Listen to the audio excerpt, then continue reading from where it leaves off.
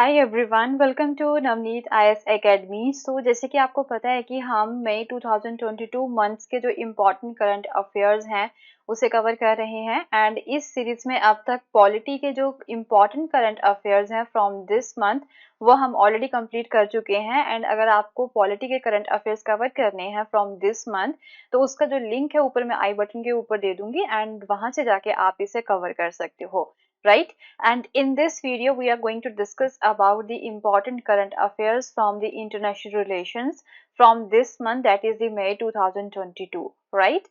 And इसे start करने से पहले मैं आपको बता दूं कि डैट ये जो है मेरे टेलीग्राम चैनल का लिंक है। आपको जो है यहाँ पे daily news articles to read जो है the Hindu and Indian Express की उसकी इंफॉर्मेशन मिलेगी। लिंक इसका जो है वो नीचे मैं डिस्क्रिप्शन बॉक्स में भी दे चुकी हूँ, डायरेक्टली वहां पे जाके आप इसे फॉलो कर सकते हो, राइट? तो चलिए ज्यादा टाइम वेस्ट ना करते हुए स्टार्ट करते हैं। हमारा जो आज का टॉपिक है फ्रॉम द इंटरनेशनल रिलेशंस जो कि न्यूज में था। So the first topic is the pick and choose Indo Pacific economic framework. तो आपने देखा होगा कि अभी रिसेंटली जो इंडो पैसिफिक इकोनॉमिक फ्रेमवर्क है, राइट, ये न्यूज में है। एंड इसमें जो है एक नई चीज जो है वो ऐड की गई है बिडेन के द्वारा, वो है pick and choose, right? Pick and choose चीज क्या है जो कि इंडो पैसिफिक इकोनॉमिक फ्रेमवर्क में जो है ऐड की गई है। एक्चुअल में क्या है कि यूनाइटेड स्टेट्स की अगर हम बात करें, so the United States sees India's participation in the Indo Pacific economic framework as very important. तो यूनाइटेड स्टेट जो है ना वो ये देख रहा है डेट कि इंडिया की पार्टिसिपेशन जो है ना वो बहुत ज्यादा इंपॉर्टेंट है किसमें, आईपीईएफ में। तो किसके लिए जो है वो ऐसा करना चाहता है? एक्चुअल में जो इंडो पैसिफिक इकोनॉमिक फ्रेमवर्क है ना, ये किस चीज के लिए जो बनाया गया था? ये चाइना को जो है टैकल करने के लिए जो है बनाया गया था, चाइना के वो पीछे करने के लिए जो है बनाया गया था। तो डेट इज वाई जो है वो यूएसए जो है ना वो इंडो पैसिफिक ये वर्ड भी यहाँ पे यूज कर रहे हैं आईपैक में। तो यहाँ पे जो है वो एशिया भी यूज कर सकते थे, राइट? एक्चुअल में जो है एशिया पैसिफिक यहाँ पे यूज हो सकता था अगर हम रीजन की बात करें, क्योंकि ये रीजन के बेस पे जो है ये फ्रेमवर्क बनाया गया है डिफरेंट कंट्रीज के द्वारा। तो यहाँ पे एशिया पैसिफिक यूज किया जा सकता था, बट एक्चुअल में जो है वो पूरे रीजन को यहाँ पे इंक्लूड नहीं कर रहे हैं। They are considering the Asia as India. Okay, तो यहाँ पे वो इंडिया वर्ड जो है वो यूज कर रहे हैं। तो उन्होंने इसका नेम भी जो है वो इंडो पैसिफिक इकोनॉमिक फ्रेमवर्क ही रखा है, इंडिया के नेम के अकॉर्डिंग ही रखा है, क्योंकि वो देखते हैं कि इंडिया जो है ना उसकी पार्टिसिपेशन यहाँ पे जरूरी है, राइट? इस फ्रेमवर्क के लिए, इंडो पैसिफिक इकोनॉमिक फ्रेमवर्क के लिए, क्योंकि ये जो फ्रेमवर्क है एक्चुअल में बनाया ही क्यों गया है, वो चाइना को जो है टैकल करने के लिए बनाया गया है, right? So that is why therefore Washington is designing the framework to prioritize the flexibility and inclusion। तो अब क्या हो रहा है कि वाशिंगटन जो है ना वो इस फ्रेमवर्क को इस तरह से डिजाइन कर रहा है सो डैट कि इसे और भी ज्यादा फ्लेक्सिबल बनाया जाए एंड इसमें जो है इंक्लूजन और भी ज्यादा इंक्रीज किया जा सके। फिर जो कंट्रीज यहाँ पे इसमें इंक्लूड होना चाहती हैं वो हो सकती हैं। एंड किसी भी यहाँ पे एक्चुअल में जो है ना 3-4 फ्रेमवर्क इसमें ऐड किए गए हैं आईपीईएफ में, राइट? तो वो ऐसा नहीं है कि वो सभी फ्रेमवर्क के ऊपर ही काम करेगी सारी कंट्रीज जो हैं। तो वो पिक एंड चूज कर सकती है कि वो कौन से फ्रेमवर्क के अकॉर्डिंग जो है यहाँ पे टाई अप करना चाहती हैं आईपीईएफ में। तो पिक एंड चूज का जो है ना यहाँ पे एक नया जो है चीज इन्होंने यहाँ पे ऐड की है, वो चूज कर सकते हैं कि कौन से फ्रेमवर्क के ऊपर जो है वो काम करना चाहती हैं, राइट? एक्चुअल में 4 एम है आईपीईएफ के 4 एम्स हैं। तो कोई भी कंट्री जो है वो चूज कर सकती है कि वो कौन से एम के ऊपर काम करना चाहती है। Okay, so under this participating countries can join the IPEF without necessarily joining all the 4 pillars of the framework, right? तो यहाँ पे ऐसा जरूरी नहीं है कि सारी कंट्रीज को जो है वो जितने भी 4 पिलर्स हैं इस फ्रेमवर्क के वो ज्वाइन करने होंगे। वो पिक एंड चूज अरेंजमेंट जो है वो यहाँ पे लाया गया है सो डैट की India more open to coming on the board, की इंडिया जो है उसे जो है थोड़ा सा और फ्लेक्सिबल बना दिया गया है इस फ्रेमवर्क को, कि इंडिया जो है वो थोड़ा सा और अच्छे से सोच ले कि वो इस फ्रेमवर्क को ज्वाइन कर सके, इंडो पैसिफिक इकोनॉमिक फ्रेमवर्क को, right? So now let's see about the IPEF कि आईपीईएफ है क्या। तो आईपीईएफ ये जो फ्रेमवर्क है ना इसे 2021 में अनाउंस किया गया था। तो इसका एम क्या है कि एक रीजनल स्टैंडर्ड्स जो है वो यहाँ पे बनाने हैं फॉर दी कोऑपरेशन। ये जो रीजन है यहाँ पे आपका एक्चुअल में जो है ये एशिया रीजन ही है, पूरा एशिया एंड पैसिफिक रीजन जो है। Okay, Asia and Pacific region की जितनी भी कंट्रीज हैं ना, उनके बीच में यहाँ पे कोऑपरेशन को बढ़ाना है। तो रीजनल स्टैंडर्ड्स जो है वो यहाँ पे थोड़े से सेट किए गए हैं for the cooperation. And even जो दूसरा फ्रेमवर्क है ना यहाँ पे, association of south east Asian nation, जो एशियान मेंबर स्टेट्स हैं उन्हें भी इंक्लूड किया गया है इसमें, IPEF में, right? So it is created to encourage the regional economies to decouple from the Chinese market. तो एक्चुअल में जो है मेन एम इनका यही है, ये चाइना को जो है थोड़ा सा पीछे करना चाहते हैं। तो चाइनीज मार्केट को जो है ये डीकपल करना चाहते हैं। मीन वो बोलते हैं कि ये जो रीजनल इकोनॉमीज है ना ये वाली, वो चाइनीज मार्केट से अलग हो जाएं, and bye leading them two alternative supply chains, right? तो वो बोलते हैं कि थोड़ी सी ऑल्टरनेटिव सप्लाई चेन्स उनके पास हो जाए। मीन जो चीजें जो है वो चाइनीज मार्केट से खरीदा करते थे या फिर बेचा करते थे, राइट, वो उनकी जगह पे जो है वो दूसरी कंट्रीज से जो है वो खरीद सके या फिर बेच सके, राइट? सो अब जो IPEF है, इनके एक्चुअल में 4 पिलर्स है कौन से जिसके ऊपर ये काम करता है। सो the first one is the fair and resilient trade. Okay, काफी ज्यादा फ्लेक्सिबल ट्रेड जो है वो यहाँ पे होगा बिटवीन दीज कंट्रीज, जो भी मेंबर स्टेट्स होंगी IPEF की।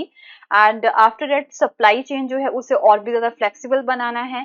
इंफ्रास्ट्रक्चर के ऊपर ये काम करेंगे, क्लीन एनर्जी के ऊपर काम करेंगे, डिकार्बोनाइजेशन के ऊपर भी ये काम करेंगे, एंड दूसरा टैक्स एंड एंटी करप्शन के ऊपर भी जो है ये काम करेंगे।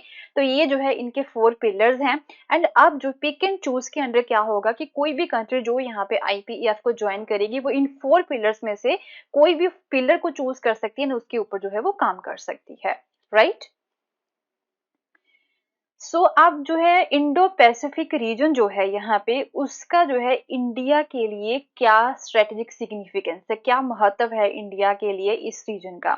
तो ऑब्वियसली ये एक मल्टीपोलर रीजन है, एंड इस रीजन में जो है ना एक्चुअल में पूरे वर्ल्ड की, राइट, जो हाफ ग्लोबल GDP है ना एंड पॉपुलेशन जो है वो इसी रीजन से ही बिलोंग करती है। तो अगर इसके मेंबर बन जाता है इंडिया, तो इंडिया के ट्रेड के पर्पज से जो है ये काफी ज्यादा बेटर होगा।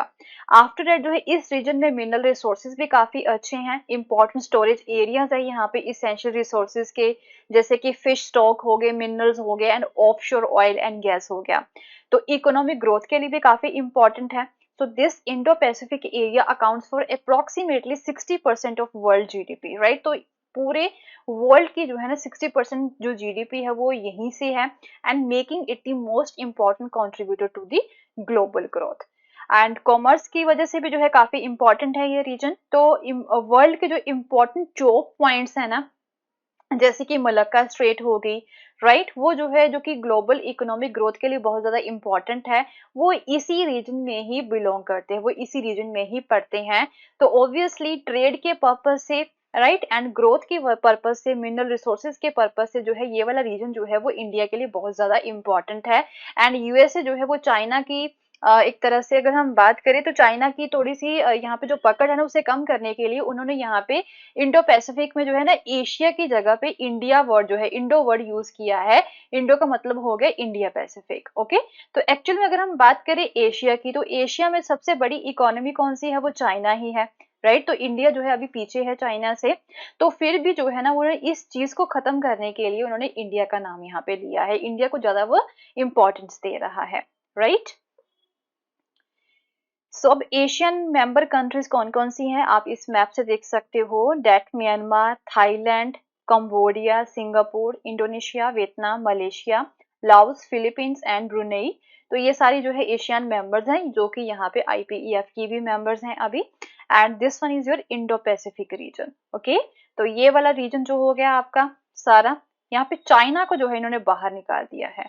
अगर हम एशिया की बात करें तो एशिया में तो ये सारा पार्ट आ जाएगा, राइट? तो चाइना भी इसमें आ जाएगा। तो एक्चुअल में IPEF बनाया ही इसीलिए गया है कि वो चाइना को जो है थोड़ा सा साइड लाइन करना चाहते हैं, एंड वो जो है उन्होंने इतने इस इंडिया को जो है या फिर पाकिस्तान, नेपाल, ये वाला रीजन जो है ना, इस रीजन को यहाँ पे इंक्लूड किया है।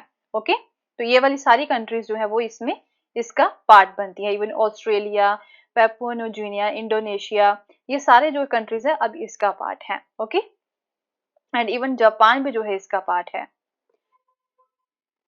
सो जो नेक्स्ट टॉपिक है हमारे पास, it is about the SCO, right, Shanghai collaboration organisation जो है इसके बारे में है।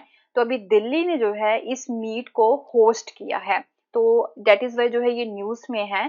So at a conference hosted by the New Delhi, India, Pakistan and कुछ और मेंबर्स कंट्रीज जो है शंघाई कोलैबोरेशन ऑर्गेनाइजेशन की, उन्होंने डिस्कशन की है on enhancing the cooperation in fighting various regional security problems, right, कि इस रीजन की जो सिक्योरिटी प्रॉब्लम्स है ना उन्हें उन्हें हम उससे हमें किस तरह से कोऑपरेट करना है सो दैट कि हम उसे खत्म कर सके।